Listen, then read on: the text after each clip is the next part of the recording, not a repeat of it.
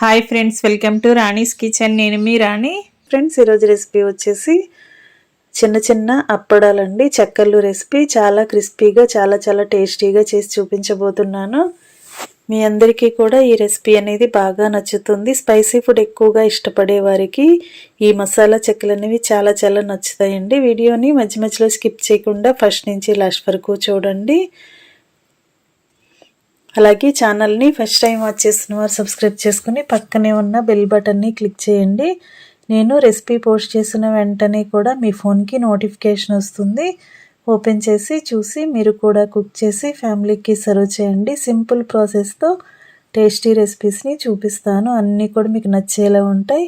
ఎప్పుడు చేసుకునే బియ్యపిండి చెక్కలే ఒకేలాగా పిండి కలుపుకోవటం కాకుండా నేను చూపించిన విధంగా కలిపి చేయండి. ఇంకా ప్రాసెస్లోకి వెళ్ళిపోదాం. కావలసిన ఇంగ్రీడియంట్స్ చూడండి. సాల్టు, కారము, కరివేపాకు, పచ్చిమిర్చి ముక్కలు, అలాగే పొట్టు తీసి కట్ చేసి పెట్టుకున్న వెల్లుల్లి రెబ్బలు, కొంచెంగా ఇంగువ తీసుకుని 2 టేబుల్ స్పూన్లు తెల్ల నువ్వులు కూడా తీసుకోండి. చియా సీడ్స్ కూడా తీసుకోండి. ఉంటే తీసుకోండి, లేదంటే స్కిప్ చేసేయచ్చండి.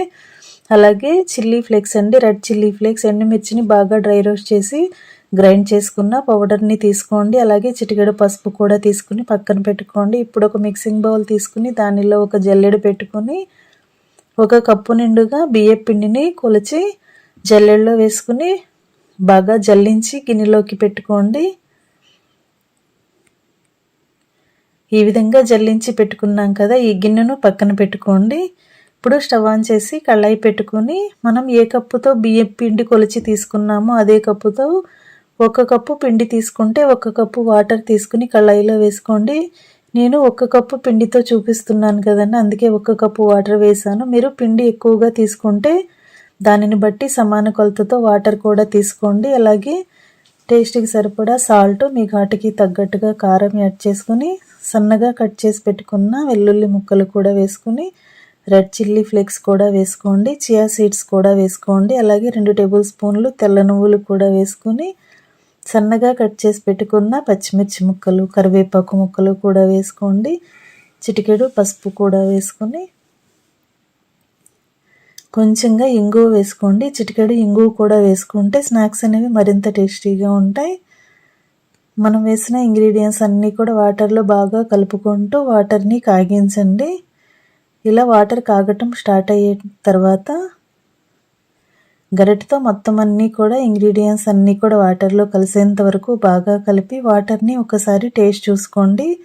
సాల్ట్ కానీ కారం కానీ మీ టేస్ట్కి తగ్గట్టుగా లేకపోతే యాడ్ చేసుకోండి.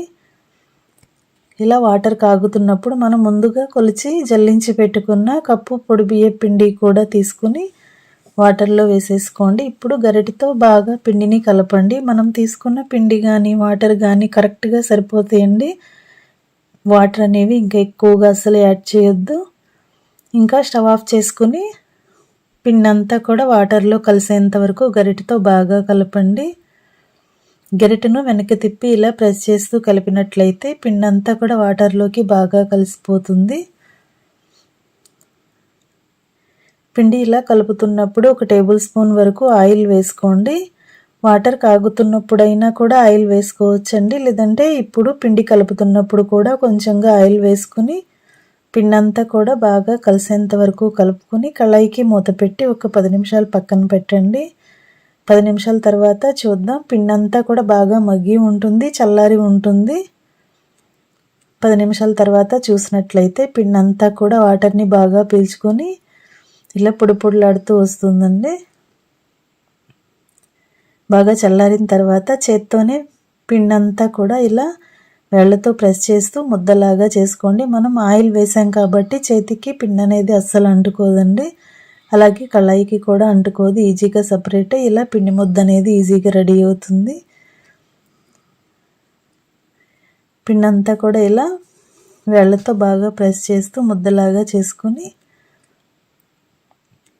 ఈ కలిపి పెట్టుకున్న పిండి నుంచి చిన్న ముద్దలుగా తీసుకొని ఒక ప్లేట్లోకి వేసుకోండి. చెక్కలు అనేవి అన్నీ కూడా ఈవెన్గా చేసుకోవాలి అంటే అన్ని పిండి ముద్దలు ఒకే సైజులోకి ముందుగా తీసి పెట్టుకోండి. ఇప్పుడు ఏదైనా బటర్ పేపర్కి కానీ ప్యాకింగ్ కవర్కి కానీ ఆయిల్ ప్యాకెట్ కవర్ కానీ కట్ చేసుకుని దానికి ఇలా ఆయిల్ని అప్లై చేసుకుని ఒక్కొక్క పిండి ముద్దని కవర్ లోపల పెట్టుకుని ఈ విధంగా కవర్తో క్లోజ్ చేస్తూ ఏదైనా ఫ్లాట్గా ఉన్న లొటతో కానీ అలాగే బాక్స్తో కానీ గ్లాస్తో కానీ ఈ విధంగా ప్రెస్ చేసినట్లయితే చెక్క మొత్తము కూడా పిండి అనేది ఈవెన్గా స్ప్రెడ్ అవుతుంది. అప్పడం అనేది డీప్ ఫ్రై చేస్తున్నప్పుడు మొత్తం అంతా ఈవెన్గా ఫ్రై అవుతుందండి. ఇలా కవర్ పైన లోటా పెట్టి ఒత్తినట్లయితే